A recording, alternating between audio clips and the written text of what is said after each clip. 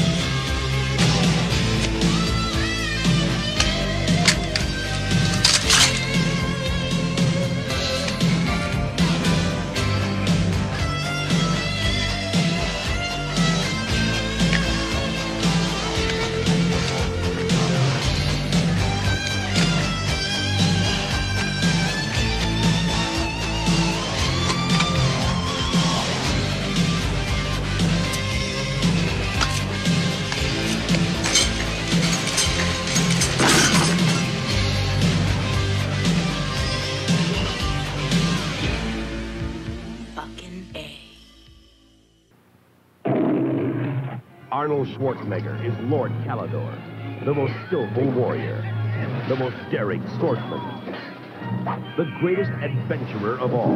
One man can bring the world to justice, and one woman has the power to fight by his side. Red Sonya, Arnold Schwarzenegger, Brigitte Nielsen. Red Sonya, rated PG-13. Now playing. Check newspapers for a theater near you.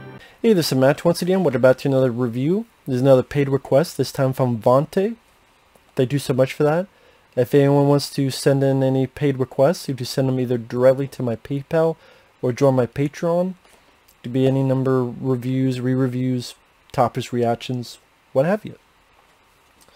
Now, this time it is for Red Sonya, 1985 film starring Brigitte Nielsen and Arnold Schwarzenegger. A woman and a warrior that became a legend. Directed by Richard Fleischer and produced by Dino De Laurentiis. Now, from what I understand, what had happened was, at one point this was supposed to be a Conan film, but they did not have the rights to it. Although, he just playing Conan, that's really what it is. I mean, you could easily just make up the excuse of, well, Conan changed his name right now because he didn't want people fucking with him while he's on this journey. So yeah, just call me Calidor. You could just, that easily could be the fucking plot line of the movie. You know what? So my traveling name is Calidor. You know, I'm Conan, but just call me this for now. I'll make the shit up later. And from what I understand, Arnold did it as a favor because Dino De Laurentiis helped him in movies like Conan the Barbarian. I'll do a cameo. Well, that cameo lasted for a few weeks, and this is more than a cameo. And even the cover, look, like Arnold is bigger on the cover than Brigitte, and he's first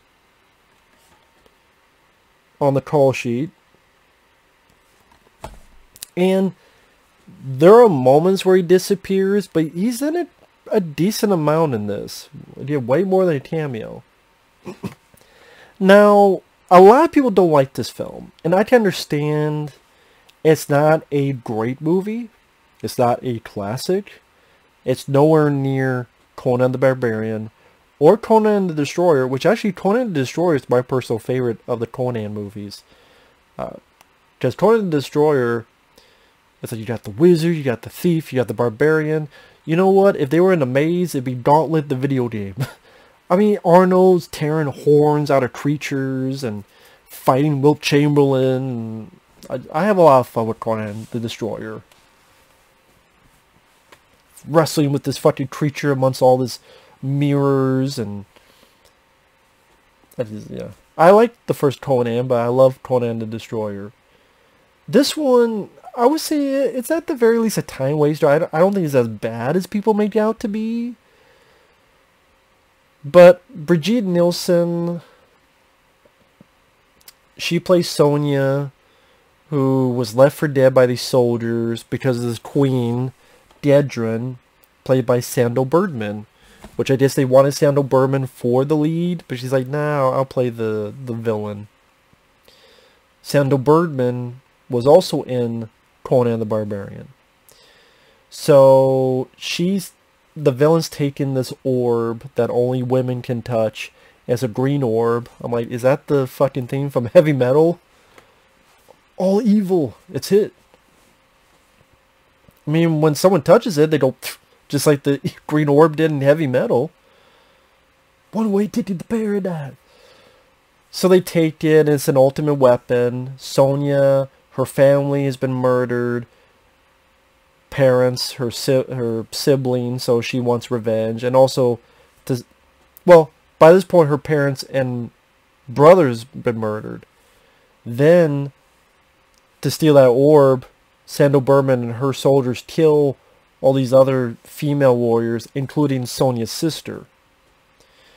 Arnold arrives, finds that girl, tells Sonja, she goes back, finds the sister, sister's dead, now she's off on the venture, Arnold's following her.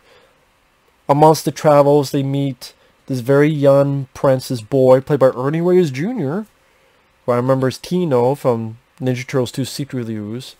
And then this guy who's like his friend, bodyguard, Falcon. Falcon is played by Paul Smith, who was Bluto in the Robin Williams Popeye movie. He was also in the slasher film Pieces. And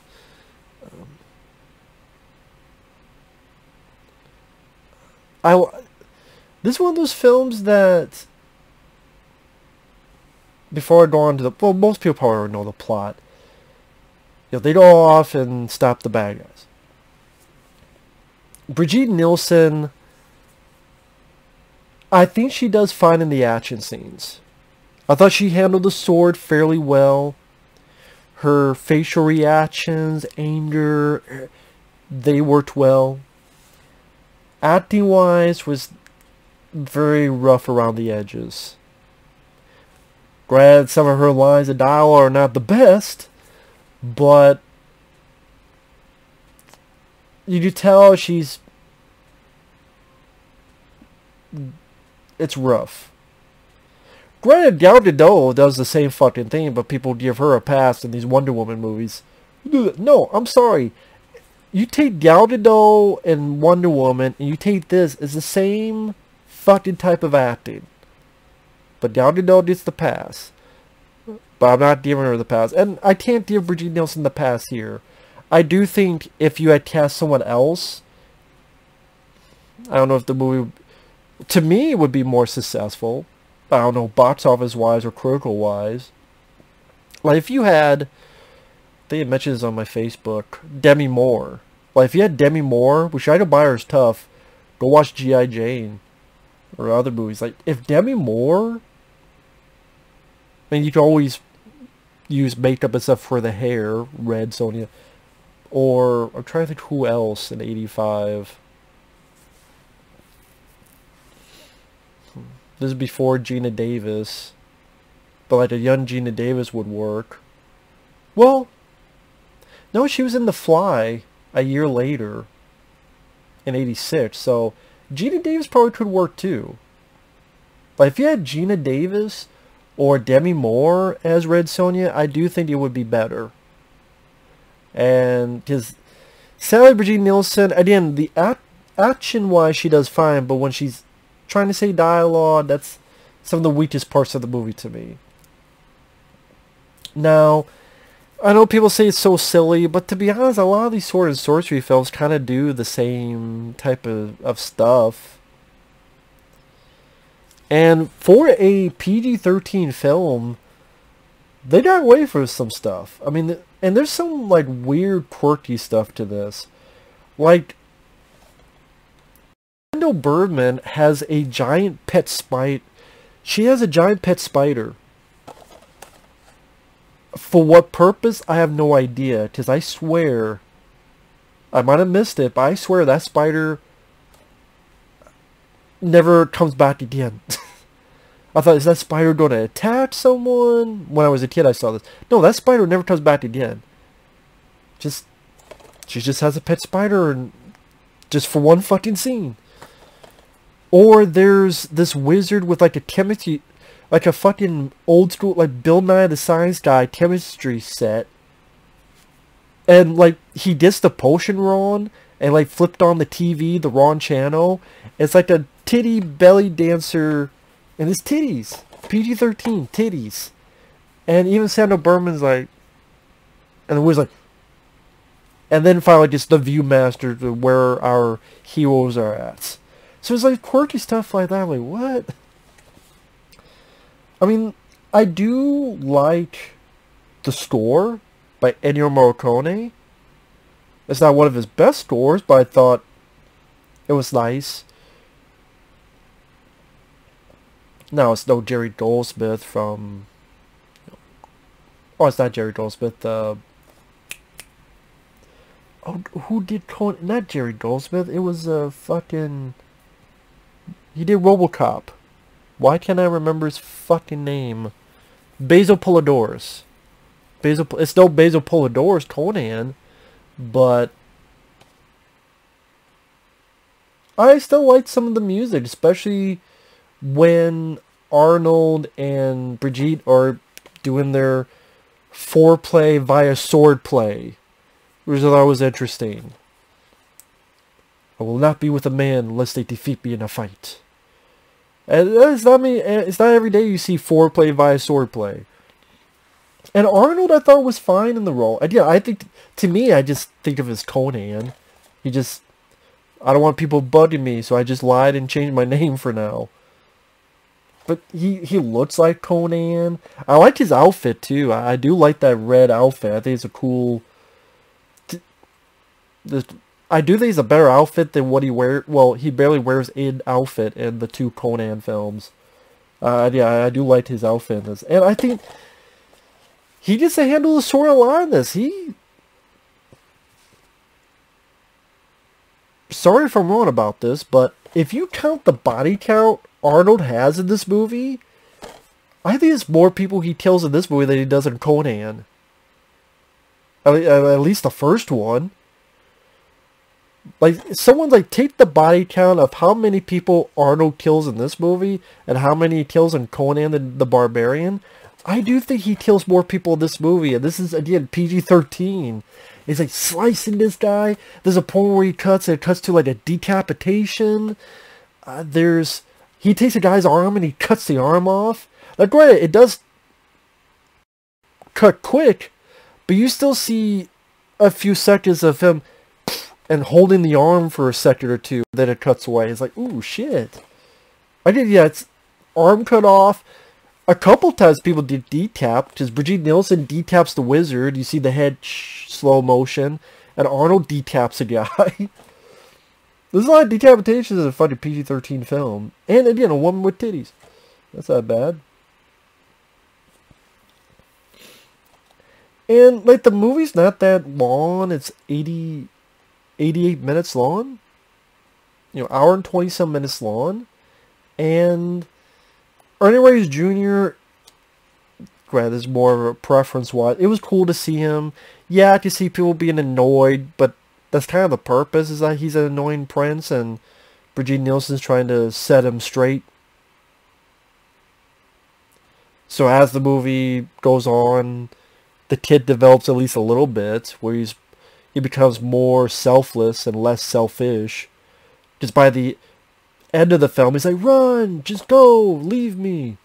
So there's at least some kind of development, as tiny as it is. But Ernie Reyes Jr., like I said, it's cool to see him before Secret of the Ooze, Ninja Turtles 2, which is a personal favorite of mine. And you do get to see a little bit of his martial arts. Not a ton, but a little bit, and that was nice. Paul Smith, I like the fact he has a big fucking bone that he fights people off with. I thought that was... there's a scene where they're battling this robotic creature.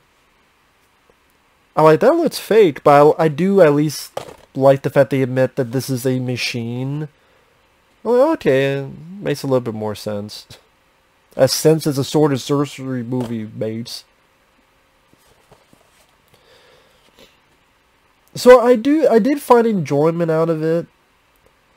Like I said, I like the sword play. You don't really see the sword play anymore. And you know, when they get into the castle, there's a moment where Paul Smith slides and lands into the bad guy's dinner. Hey, how's the food around here? And they're just killing a bunch of people. I don't mind the set design of... It's the room Sandahl Bergman fights our lead, Brigitte Nielsen, in. It's like filled with all these candles. And it seems like they're really going at it hard with the sword. Not that bad. Although, I do wish the villain... She seemed more like a pushover, to be fair. The more I think about it. I didn't really feel her as a threat. Like, James Earl Jones, there wasn't much physicality to the role, but with his tone of voice and his presence, it felt more like a threat. And even Conan the Destroyer, whether it be Will Chamberlain, how big and tall he is, or the creature at the end, even the small screen time it had, it still felt like more of a threat. I can't say I was ever threatened by the villain, Sandahl Bergman.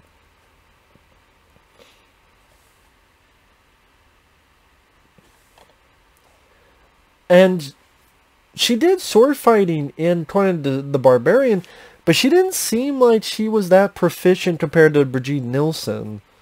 And so it didn't...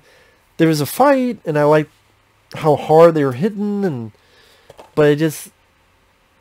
I mean, you don't ever buy that there's any way this evil queen will get one up on Brigitte Nielsen's character. So that takes away any amount of tension in that finale.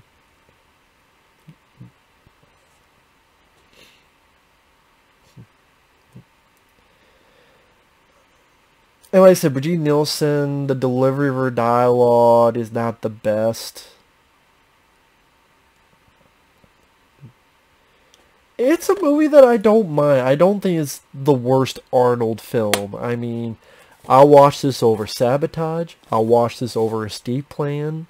I'll watch this over Expendables 3. I'll watch this over fucking Killing Gunther. Or fucking... Terminator Genesis. Or Terminator Dark Fate.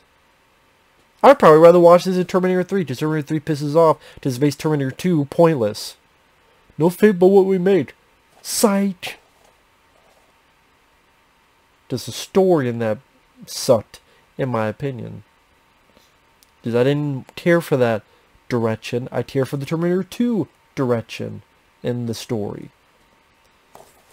So again, this is not a classic.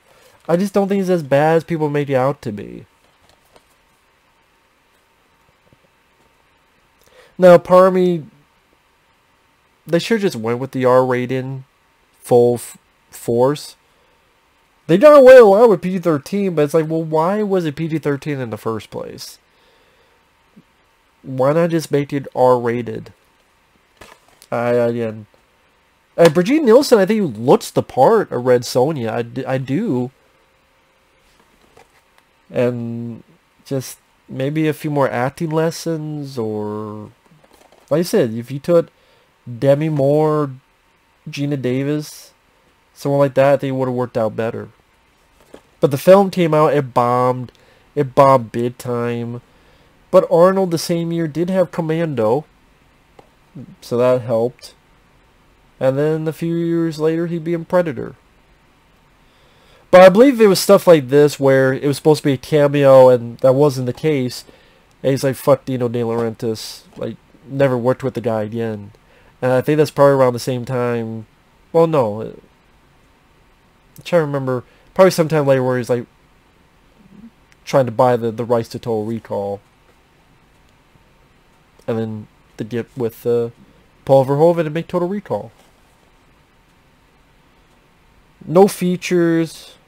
Well, no one likes the film, so that's why there's no features. But yeah. It's a film I don't hate. It's not great, but I can enjoy it. I can enjoy Red Sonya. Compared to a lot of the shit today, I'll take Red Sonya.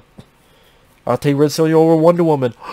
Yes, I said it. I have more fun, and that's a shorter movie. The movie's that 2.5 hours long, where Gal Gadot fucks a guy who's in another body, rapes a guy, and no one gives a shit. That's just my opinion. So with that said, thanks for watching. We'll see you guys later. Bye-bye.